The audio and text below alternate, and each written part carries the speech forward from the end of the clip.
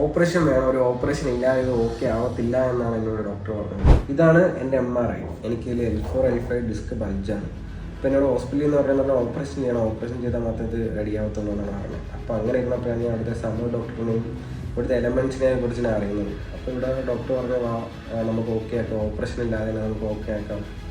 അങ്ങനെ പറഞ്ഞാൽ ഞാൻ ഇവിടെ വരുന്നത്. എനിക്ക് 21 ദിവസത്തെ ട്രീറ്റ്മെൻറ്റാണ് ഡോക്ടർ പറഞ്ഞത്. അപ്പോൾ 21 ദിവസം കൊണ്ട് എനിക്ക് ഓക്കെ ആക്കി തരാനാണ് ഡോക്ടർ പറയുന്നത്. ഇത് സാധാരണ ഇപ്പോൾ പലരിലും കണ്ടുവരുന്നൊരു വിഷയമാണ് ഈ ഡിസ്ക് ബഡ്ജിങ്ങും അതുപോലെയുള്ള വിഷയങ്ങളും.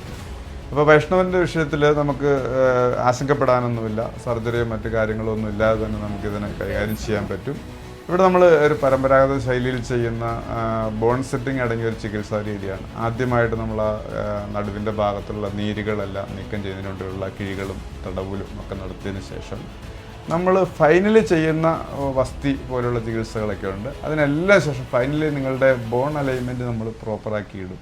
അതിനുശേഷമുള്ള ഒരു പ്രോപ്പറായ ഒരു റെസ്റ്റ് എടുക്കുന്നതിലൂടെ പിന്നെ നിങ്ങളുടെ ജീവിതത്തിൽ നടുവുവേദന എന്നൊരു സംഭവം ഉണ്ടാവുകയില്ല. തീർച്ചയായിട്ടും അത്രത്തോളം സുരക്ഷിതമായ രീതിയിൽ ഇതിനെ നമുക്ക് പരിഹരിക്കാൻ കഴിയും. അപ്പോൾ എലമെൻസിനെ പറ്റിയും എൻ്റെ ട്രീറ്റ്മെൻറ്റ് അപ്ഡേറ്റ്സിനെ കുറിച്ചും ഞാൻ ഡെയിലി വ്ളോഗായിട്ട് അപ്ഡേറ്റ് ചെയ്യുന്നതാണ്. Stay follow mister foodie Kerala.